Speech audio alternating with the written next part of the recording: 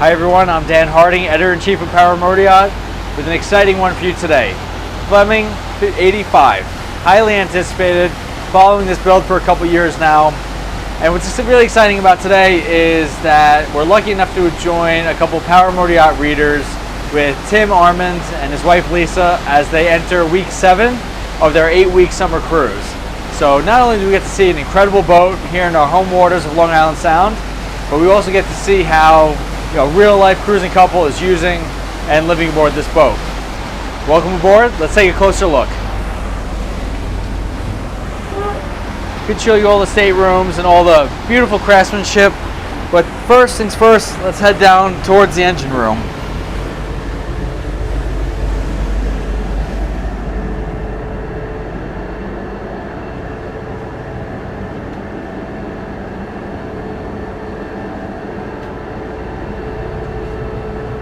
So at 85 feet, you got an interesting size for this model, and I think owners can go both ways between having a captain and crew or just using it as a couple's cruising boat.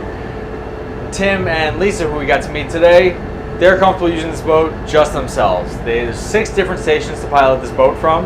Yes, 6 different stations on an 85-footer, so they feel totally comfortable maneuvering this boat and handling it up and down the coast by themselves. But if you wanted a captain and crew, the Fleming 85 certainly willing to accommodate. They opted for a couple bunks in here, probably more likely to be used for grandkids than actual crew, but the couple does like to entertain.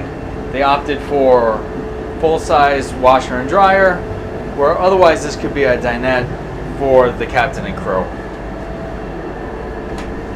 And here is just another head.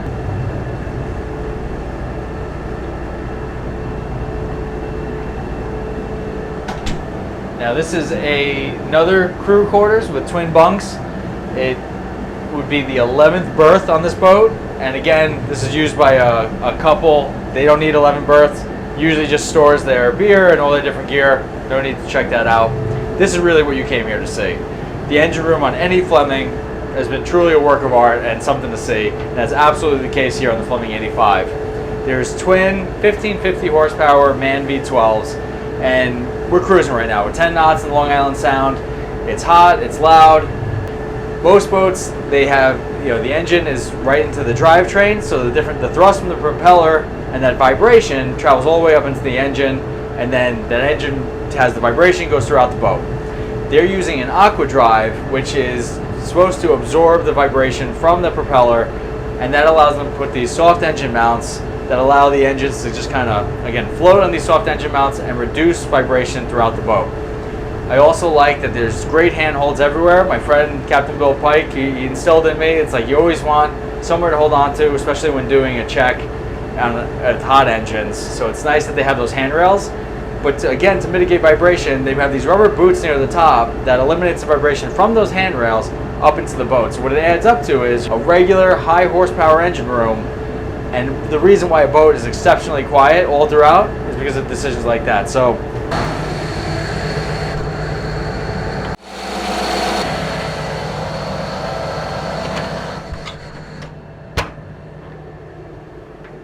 that was cool.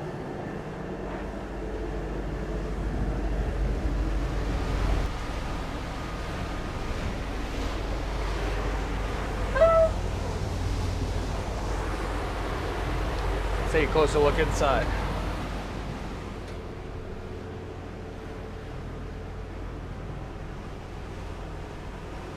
Craftsmanship, attention to detail is everywhere through this boat. It's really what Fleming is known for, why the 55 has become so iconic, and it really has traveled well into the 85. One thing I really like here is, again, when you're traveling on a boat like this, and these boats are made to be traveled, you have some gas struts here to get you to more of the storage. I think one of the reasons, this boat's been out for a little while, this is hull number 3. It's so hard for editors to get aboard because, well, quite frankly, the owners are out there cruising the boat.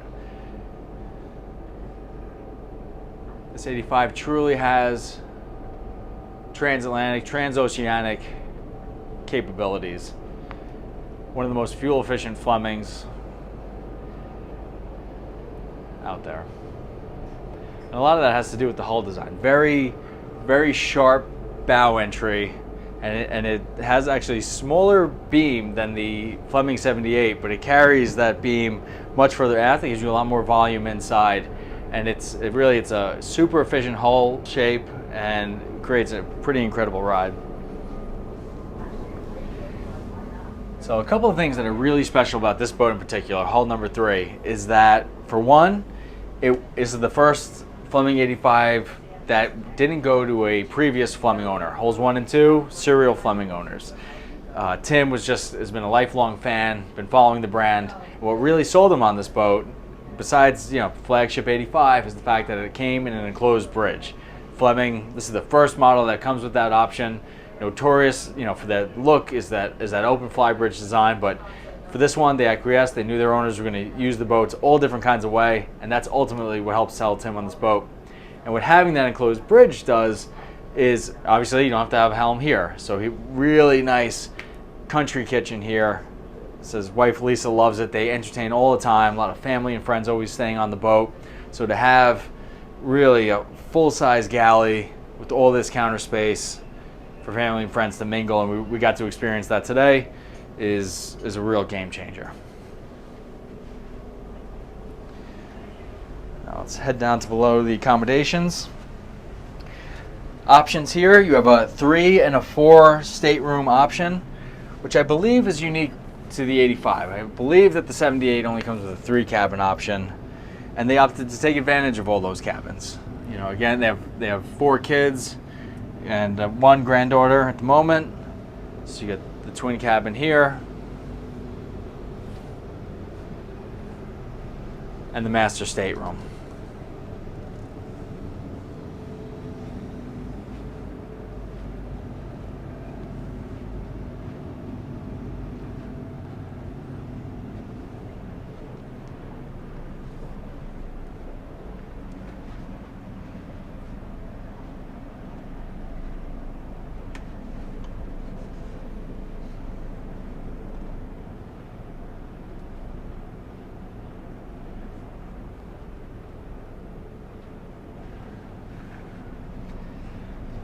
And here again, these boats are made to travel. There's full size washer dryer. This is the second set on this boat. It's not unique for them to have a dozen people aboard at a time. Really nice size. This would be the head number 6 in this boat. That's including the head in the crew quarters. But really nice size. Services the guest staterooms, which you have another one here with triple bunks.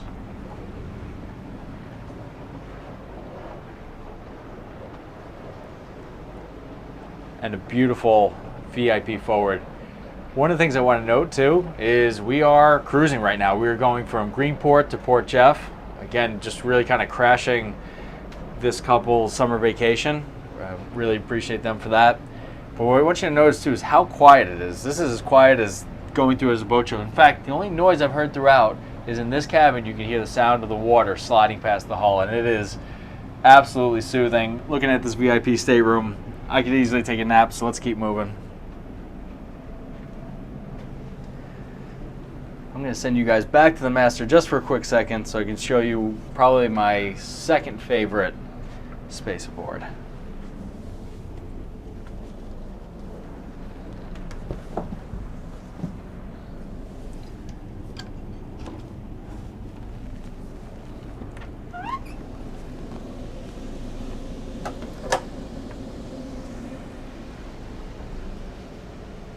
Hello guys.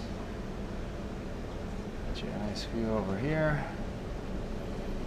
and take you down. This is the machinery space, so a lot of the systems and control panels that are normally found in the engine room can be found in here. Physical breakers for everything. Love seeing a space like this where you can see the wiring and you just see how clean this is. This is an absolute ship.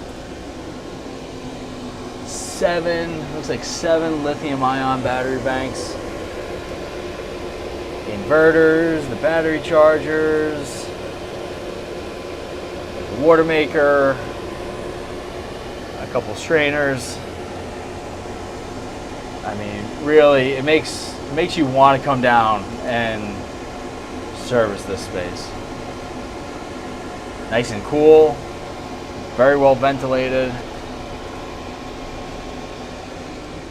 Forward through here, a couple more systems, but mostly just access to your bow thruster. Very slick space. Well done.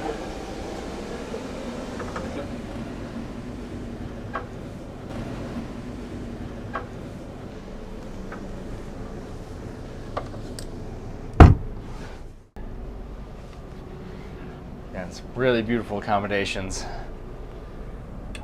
Let's head out. Yeah, you get side access, both sides of the boat. Same thing with the pilot house. It's really great. I can imagine you're in the Bahamas. Lends a ton of air in. I know it's an enclosed boat, but again, when you open up these doors, you really get connected to the water. A little drizzly, a little typical Long Island sound in September. It's kind of why it's nice to have an enclosed boat. Huge foredeck area here. A couple really nice size anchors so you can escape, live on the hook in the Bahamas. Huge side decks. I think that's probably to be expected with the Fleming.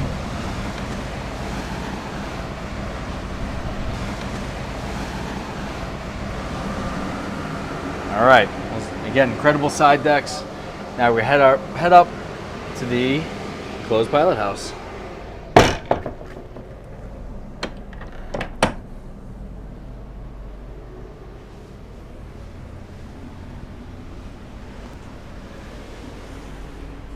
Yeah, been doing this job a long time. Don't get that many invites from readers to come join them on their new boat. So, Tim just happens to be my new favorite Power Motoryacht reader. Awesome day out here today. And again, this is the enclosed pilot house, and I just think it offers so much versatility to an owner. Again, with both doors open and this aft door, a lot of air coming through. The boat's so quiet, you just hear the sound of the water. It's almost like a sailboat in that regard. So again, just feeling really lucky to be on this Fleming 85 today and getting to experience it the way this boat's supposed to be used. Heading out with a couple friends, meeting up with family. And I really enjoyed getting to meet Tim and his wife Lisa. We had kind of a couple hours to kill, and we just talked about whether it's a Fleming 85 or a fixer-upper Bertram 28 from the driveway. What we all have in common is a love of the water, connecting, disconnecting from land, reconnecting with friends and family, and of course, no boat is complete without a good boat dog. This is Sadie, who's warming up to me, right? Yeah. Well, Sadie wants you to stay tuned to Power Motoryacht and PMY Mag for more on the Fleming 85. And until next time, we'll see you on the water. Right, Sadie, let's go inside.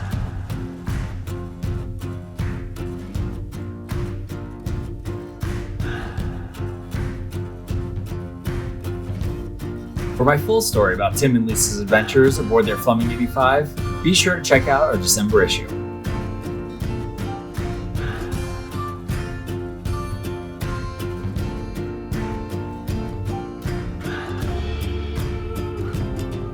And for my full interview with Tim about his experience working with Fleming to bring his particular 85 to life, stay tuned to the Power Motoryacht podcast, available everywhere podcasts are found. Boating brought to your life. I think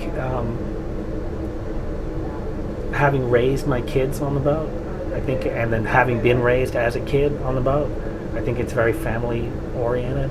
It's a great way to get away from it all and connect. So I think it's made my family relationships tighter, both with